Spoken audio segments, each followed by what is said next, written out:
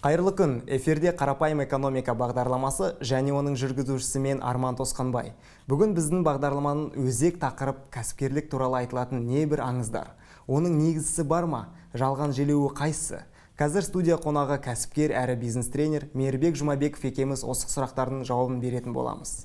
Қош келіпсіз біздің студияға, Мейірбек. Сәлеметсіздер.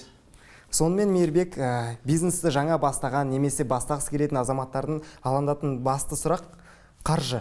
Шынымен де бизнес бастау үшін қолмақты қаржы керек пе? Бұл сұраққа былай жауап беруге болады. Қалай бастайын деп жатқан адамның деңгейіне байланысты. Егер сіз мысалы осы уақытқа дейін тәжірибеңіз болмаса, немесе енді бастайтын ойыңыз болса, онда менің ойымша оған үлкен қаражаттың әр керек жоқ. Себебі оған тәжірибе жинамастан қазір қолына үлкен қаражат түсетін болса, ол бекерге жұмсап қоюы мүмкін. Ал егер сіз біраз уақыттан кейін бір тәжірибеңіз бар, ол кезде үлкен жоба жасайтын болсаңыз, әрине ол кезде қаражат керек болады. Онда жаңағы үлкен қаражат болса, ол кейде қиындық туатады деп ойлайсыз? Әрине ол әлі үлкен нәрсені көрмеген ғой, тәжірибесі жоқ. Ол бізден де басынан өтті мысалы, сенің де басынан өткен шығарсың, өзің де кәсіпкерсің мысалы. Бас кезінде, енді бастап жатқан кезде үлкен ақшаны қажет емес нәрселерге жұмсап. Сонда қалай, қаржы болмаса, онда қалай бизнесті бастайды? Бұл жерде жолдар әртүрлі. Қазіргі таңда біздің жастығымыз керісінше бізге артықшылығымыз болу керек. Яғни интернет арқылы, мысалы, интернетті пайдалануға болады, немесе ресурс. Жалпы кәсіпкер деген сөз, менің ойымша, 0-ден 1 жасайтын адамдар ғой. Ол деген қолыңдағы барлық ресурс, таныстарыңды болсын, жаңа қарыз алып болсын, амалын тауып, кәсіп ашуға болады. Барлығы өзіңе байланысты.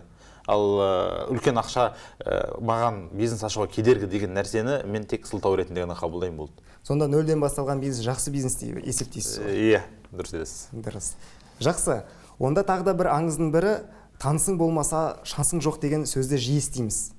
Бизнесті бастау үшін жоғары жақта ағаң болу қажет деген пікірге қалай қарайсыз? Бұл да жаңағыдай дұрыс емес түсініктердің бірі. Ағаң керек, жаңағыдай көкең керек деген неше түрлі сөздер бар ғой. Одан біз өтуіміз керек сияқты. Себебі бұл біздің дамуымызды, елдің болсын өзің дамуына да кедергі. Жаңа айтып отқан сылтаулардың бірі да. Егер ол басыңа сондай шектеу қойдың ба, көкең керек, ағаң керек деген, онда сен үлкен бизнес бастай алмайсың. Ал сен бастап көр, істеп көр. Содан кейін ғана айту керек та. Ал мен ағасыз, жаңа көкесіз бастап жүрген өте көп жігіттерді білем. Жағдайлар 0-ден бастап, қазір өте күшейіп кеткен балалар бар. Сондықтан бұндай нәрсеге көп сене бермесін жастар әсіресе. Және де тәжірибе ала бастап, бизнес үлкейген сайын жаңағы таныстар пайда болады ғой. Иә. Сонда бизнесің үлкейгенде ағаң да пайда болады, танысың да пайда болады. Дұрыс айтасыз. Керек ағалар өзден тауып болады. Өздерін табады. Дұрыс айтасыз. Енді кәсіпкер болған соң есеп тапсыру керек, салық төлеу керек, тағысы. Бұрын жасап көрмеген тірліктерді қоса атқару керек. Осының аса күрделі жұмыс деп есептейтіндер бар. Шынымен солай ма екен? Есеп, жаңа салық төлеудің барлығы қазір мүмкіндігінше жеңілдетілген. Мемлекет тарапынан ешқандай кедергі жоқ. Егер бизнес ашам десеңіз, жаңағыдай ИП дейді ғой, жеке кәсіпкер, жеке тұлға ретінде, немесе жаңағыдай жауапкершілігі шектеулі серіктестік ашам десеңіз де, халыққа қызмет көрсету орталықтарынан 3 күннің ішінде, немесе тіпті немесе сайт арқылы мен жақында 5 минутта аштым. ЕГОФ арқылы, дұрыс айтасыз, ЕГОФ арқылы мысалы 5 минуттың ішінде ашуға болады. Ол үшін жай ЭЦП алу керек. Немесе жаңағыдай салық төлеу, бухгалтериялық қызмет керек десеңіз, даму, немесе атамекен мысалда, барлық жерде тегін қызметтер көрсетеді. Оның ешқандай қиындығы жоқ. Бұл жерде сіздің бастысы қазір мемлекетке де кәсіпкерлердің көп болғаны керек болып тұр. Сол себепті барлық жағдай жасалғанда, ақша тап, істеш айналайын. Саған барлық қызмет көрсетеміз, барлығын істеп береміз. Сондықтан бұл жерде ол қажет жоқ нәрселерін көп біле берудің. Уақыт келе бәрін түсініп аласың өзің. Сонымен сіз айтып отырғаныңыз, енді бір жағынан да ол жастардың жалқаулығы ғой. Бір іс-әрекет жасағысы келсе, енді бір амалын табады, осындай бір қиын деп. Істеймін деген адамға ешқандай кедергі жоқ, істемеймін деген адамға сылтау жетеді деген сияқты ғой. Іздегенге табылар. Іздегенге табылар. Дұрыс айтасыз. Енді мен істей аламын, неден бастауым керек? Жаңағы айтады ғой, қандай нишадан бастасам екен, қандай идея алсам екен деген жастарға не айтасыз? Сала таңдау деп айтып отырсыз ғой сіз бойынша, мысалы, өзім бизнес идеям жоқ деген сияқтыларға көп жастар келеді. Шынымен қолынан көп нәрсе келмейді. Осы уақытқа дейін ештеңе үйренбеген. Жарайды ол жастар, мысалы 18 жаста, ал 25-30 жастағы жігіттер келеді да, мысалы. Мен әлі өмірде не қалайтын білмеймін. Таланты жоқ. Иә, талантым жоқ. Мен ештеңе істей алмаймын қолымнан. айналайын-ау, енді білмеймін енді. Ол жағынан мысалы бірдеңе басынан бастап үйрену керек. Жалпы қолыңнан бірдеңе келетін болса, сені кәсіпкер ету өте оңай да. Иә, өйткені өзіңнен қолыңнан келетін затты сата аласың. Соны монетизацияға айналдыру, ақша алып келу өте оңай. Бір салада бір маман болсаң, сол салада программист болсаңыз да, жарайды, программист бол, бухгалтер бол, тіпті шаш қысқартатын адам бол мысалы да. Соны жақсы істей алатын болсаң, сені өте тез кәсіпкер етуге болады. Ал егер оларды істей алмасаң, онда ұйымдастырушы бол. Ортада тұрған жаңағы делдал бол. Біреудің затын алып, біреуге сатып үйрен. Немесе біреудің талантын сата біл. Иә, біреудің талантын сата біл. Программист болса, ағылшын тілін білсе, неге сатпасқа оның таланттары. Өте дұрыс айтасыз. Мен әрдайым осындай бір қағиданы естимін да, бизнесте достыққа орын жоқ, туыстарға орын жоқ дейді. Неге? Өйткені ол кедергі болады дейді. Сіздің ойыңыз қалай? Басында мен өз бизнесім ашқан кезде қалтада ақша болмайды ешқандай. Өзім тағы қосымша жұмыс жасап жүрдім. Сол кезде сенімді адам керек болды маған. Мысалы, мен туысқандарым өте көп. Бірақ олардың барлығын бизнеске әкеліп беруге мүмкіндігі жоқ та. Және олардың қолдарынан да келмейді, қабілеті жоқ. Бірақ қабілеті бар адамдар бар арасында, інілерім бар. Оларды алып келіп үйреттім. Олардың қазір менімен бірге де жасайды, және менен бөлек өздерінде бизнестері бар. Сол себепті егер сіздің туысқандарыңыздың қолынан бірдеңе келетін болса, қабілеті бар болса, неге істемеске.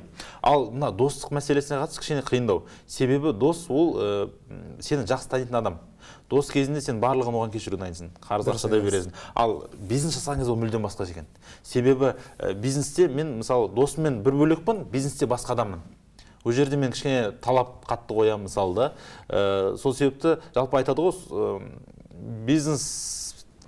бизнесқа дос арқылы келіп тарасқаннан гөрі екі жақарай, одан қайта бизнес арқылы достасқан дұрыс деген сияқты. Достасқан, иә. Олар уже түсінік болады. Түсінікті болады, иә. Түсінікті болады, бір-біріне деген жаңағыдай сенім пайда болады. Одан кейін сіздің бұрынғыдай досың сияқты көп нәрсені талап ете бермейді. Жеке территорияңа кірмейді. Түсінікті да, сені тек қана жұмыс қана байланыстырады, болды. Ешқандай реніш жоқ. Ертең саған ақша бермей қойса, мысалы, сенің жаңағы көмегіңді қабыл алмай қойса, онда сен ренжімейсің. Түсінікті. Бірақ оның басында шарттарын белгілеп алу керек шығар. Өте дұрыс айтасыз, иә. Шарттарын басынан бастап белгілеп алған дұрыс. Сол кезде ғана сіз ертең көп нәрседен өзіңізді аман алып қаласыз. Мен өйткені өз тәжірибемде де болды, кәсіп бастағанда басында басты шарттарды белгілеп алмасаңыз, болашақта қиындықтар туындайды деген. Иә. Соның өзінде де бизнес ішінде пайда болған достың өзінде де арасында енді осындай қиыншылықтар пайда болуы мүмкін. Өмір ғой. Ол өмір деген сол кәсіпкерліктен неше түрлі нәрсені көресің. Оның өзі қызық. Ол саған сондай қиындықтардың өзі саған керемет тәжірибе береді да. Ертең қуанасың. Кезінде сол таныстарың сені лақтырып кеткеніне. Мысалы да, сол сабақ болған екен. Болашаққа сабақ болған. Болашаққа сабақ болған. Ал мынандай бизнес идеяны ешкімге айтпау керек. Құпия ретінде ұстау керек. Әйтпесе ұрлап алады да ертең бірінші болмай қаласың деген. Сондай қағидаға қалай қарайсыз?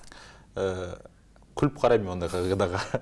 Себебі мына үлкен танымал кәсіпкерлердің бірі бар, Гай Кавасаки деген. Кезінде Apple-да жұмыс жасаған, сол кісі айтады, егер сен бизнес идеяңды біреуге айтуға қорықсаң, онда ол бизнес идея жақсы бизнес идея емес. Ол әлсіз бизнес идея деген сөз. Және менің ойымша бизнес идея көп нәрсені шешпейді. Барлығында бизнес идея бар. Идея көп, ол жан-жақта. Сенің басында да 100 идея бар, менде де бір 50-60 идея бар мысалы да. Оның барлығын егер бұл жерде ең бастысы жүзеге асыру ғой. Ал бизнес идеяны кез келген адам айта береді. Біреулер айтады, мен бизнес идеям бұрын ойлап едім, соны жүзеге асырамын деп жүргенде басқа біреу асырып кетті дейді. Ал саған не кедергі соны ертерек асырмағанға? Әлі сен дайын емессің ол бизнес идеяны жасауға. Сен қашан дайын боласың, сол кезде ғана бизнес идеяң мәні болады. Сондықтан бизнесте көп нәрсе шешпейді. Оны жүзеге асыру ғана. Қалай жасау? Сол ғана. Сонда бұл жерде кім шымыр болады, сол бай болады ғой, дұрыс па? Идеяң келді ме, оны тез іске асыра алдың ба, солай тез-тезден соны пайдасын көресің. Кім пысық болады, сол шеше алады бұл жерде. Сонда бұл жерде екі жақ бірдей болу керек па? Идея да жақсы болу керек, және де кәсіпкердің өзінің бір қыры сол шымыр, және де былай ғой, мысалы, біз кәсіпкеріміз оны білеміз да, мысалы. Менің мысалы барлық бастаған бизнес идеям, барлық бастаған бизнесім бәрі керемет жүріп кеткен жоқ. Арасында сәтсіздер де болды. Бірақ бір таныс жігіттер кейін сол менің сәтсіз бизнестерімді сол идеяны алып күшейтіп жібергендер бар. Кейін түсіндім да, әркімге өзіңнің тәжірибеңе, өзіңнің қабілетіңе сай бизнес идея болу керек. Сол кезде ғана мысалы бір бизнес идеяны сен керемет көтеріп кетуі мүмкін, а біреулерін жасай алмауы мүмкін. Бірақ оны басқа адам жасап кетуі мүмкін. Сол себепті бұл жерде сенің қабілетіңе байланысты, сенің біліміңе байланысты, сенің тәжірибеңе байланысты. Сол да үлкен рөл ойнайды. Бірақ енді бір үлкен бір идея тапса да, мысалы бізде үлкен университеттерде жұмыс істейтін мамандар бар. Олардың бір жақсы бір гениальный дейді ғой, сондай талантты бір жақсы идеялар пайда болады. Сол кезде өзі қолдарынан кәсіп ашу қолынан келмесе, оларға не істеуге болады? Ондай жағдайда жақсы серіктес тапсын, немесе жаңағыдай сізге көмектесе алатындай бір жетекші алу керек. Немесе курстарға... Тәжірибесі бар. Тәжірибесі бар, немесе арнайы бизнеске үйрететін курстарға барып оқысын. Сол кезде адамның бір жерде жаңа не сияқты ғой, әр адамға жеке қарау керек. Бәріне мынандай бір прием ғана болады деп айта алмайсың да, әркімге әртүрлі. Бірақ енді бір ортақ бір сондай нелері бар шығар. Ортақ болғанда еңбекқор болшы. Еңбекқор бол, ізден үнемі. Мысалы, білім жина, мысалы, сол саланы зертте. Білмеймін, одан басқа үшеуі ғана басқа жол көріп тұрған жоқпын. Жақсы. Ал мені тағы да жаңа бизнес идеяны толық жоспарламай, әр қыр-сырларын біліп, жоспарға енгізбей бизнес ашылмайды дейді. Ол рас па? Егер мен үлкен бизнес жоба ашып атсам, онда маған қажет. Енді өйткені бір үлкен завод болсын. Ол өйткені көп ақшаны талап етеді.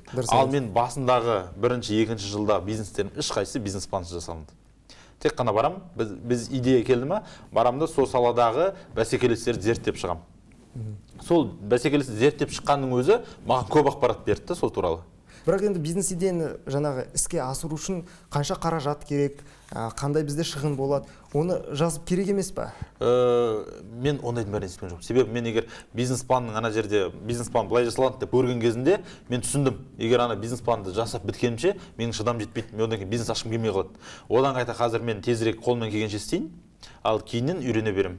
Қолымда қазір қанша ақша бар, мысалы, жалпы түсінесің ғой енді. Жалпы бағанағы айтқандай ғой, 0-ден 1 жасау. Мен егер ақшам жетпей жатса да амалын табам мен ашқаннан кейін. Артқа қарай жол жоқ. Ал егер ашпай оны күтіп отырып, есептеп, мынанша менің шамам жетпейді ау деп отқанның өзінен де мен кейде керісінше саған әсер етуі мүмкін сол. Көп ойлана берудің өзі. Өзіңізде бір емес бірнеше бизнесіңіз болды. Иә. Жас болсаңыз да кәсіпкерлік салада біраз тәжірибеңіз бар. Мен сұрайын дегенім, осы бизнес бастаймын деген жастарға қандай тағы да бір ақыл кеңес айтар едіңіз? Ең бірінші айтарым, ізденуді үйренсінші. Көбісі бір алдына туындаған мәселені шешуді білмейді. Мысалы, кәсіпкер деген сол ғой, проблеманы шешу. Мысалы, немесе бір алдыңа туындаған бір кедергіні жою. Ал егер соны жою саласында өзің іздене алмасаң, нарықтағы бар проблеманы тауып. Шеше алмасаң, онда сен үлкен кәсіпкер шықпайды. Ал оны тек қана іздену арқылы ғана шеше аласың. Әртүрлі интернет арқылы болсын, біреумен қажетті адамдармен кездесіп болсын, мысалы да, сол кезде ғана. Сол себепті мен ең бірінші барлықтарына айтатым жастарға, ізденуді үйреніңіздер. Мысалға алатын болсақ, жақында осы шаңғылар пайда болып та аяғында доңғалағы бар. Енді біреу ол проблеманы көрді ғой, дұрыс па? Жаңағы шаңғыны жолдан өткізген орында асты сырылатта жүрмей қояды. Сондықтан осы бір жақсы біреу ойлап тапқаны доңғалақтар жабыстырып қойыпты. Сол доңғалақтар арқылы оңай сырғанайды екен де, сондай проблемаларды көре арқылы бизнес жасау керек дегеніңіз ғой. Иә. Егер сен жалпы мына бұрын ойлайтынмын, бизнес идея жоқ деп отыра беретінмін, бизнеспен айналыспаған кезде. Ал кейін бизнеске келген кезде сенде идеялар көбейеді. Енді оны жүзеге асыратын адамдар жетіспейді қазір маған. Өйткені ол ортада жүресің. Иә. Сол үшін ішіне кірген кезде ғана сенде идея көбейеді. Сол себепті көп бизнестерге айтамын, бизнес ашам деген адамдарға, бизнестің ішінде болыңыздар, сыртында емес. Сонда тағы да бір кеңесіңізді айтып кетсеңіз, жас кәсіпкердің немесе кәсіпкер болам деген адамның ниетіне ортасы қалай әсер етеді? Ол өте қатты әсер етеді ортасы. Егер жаңағыдай кәсіп ашып, енді кәсіп ашамын немесе кәсібін дамытамын деп жүрген адам өзі сияқты кәсіпкерлермен көп аралассын. Себебі басында менде де қатты сондай үлкен мәселе болды, өзімнің ортам болмады. Ақыл сұрайтын, ақылдасатын, кеңес сұрайтын адам болмады. Бизнесім өте баяу жүрді. Кейіннен өзімнің ортамды тапқаннан кейін, бір-бірім өзім сияқты жаңа кәсіпкерлермен көп араласа бастағаннан кейін, менің жылдамдығыма аса бастады. Бірақ ол ортаны қайдан табады? Мысалы, студент немесе бір ауыл жерден келген қалаға? Қазіргі таңда өте оңай. Қазір қазақ тілінде көптеген бизнес мектептер ашыла бастады. Әртүрлі клубтар, әртүрлі мастер-класстар, соларға барып сол жердегі бизнес ашып жүрген жастармен аралассын. Олардың барлығы жиналады. Өздері отыратын, өздерінің топтары бар. Солар өте көп. Іздеген адам табады бұл жерде. Іздегенге табылар, жүріп визитка таратса да, адамдармен танысса да, бірінші контактқа шықса да. Форумдарға, мастер-класстарға қатысып жүріп ақ таныстар тауып боласың сен. Дұрыс айтасыз. Сол жерде де үлкен кәсіпкерлермен де танысып, бір жоба ұсынуға да болады. Әрине, дұрыс айтасыз. Жақсы. Мен Арман Тосқанбай аптаның әр сәрсенбісінде өздеріңізбен білгенімді бөлісіп, күрделі көрінетін кәсіпкерліктің қарапайым қағидаларын әріптестермен бірлесіп түсіндіруге әркез дайынмын. Бизнес біздің іс.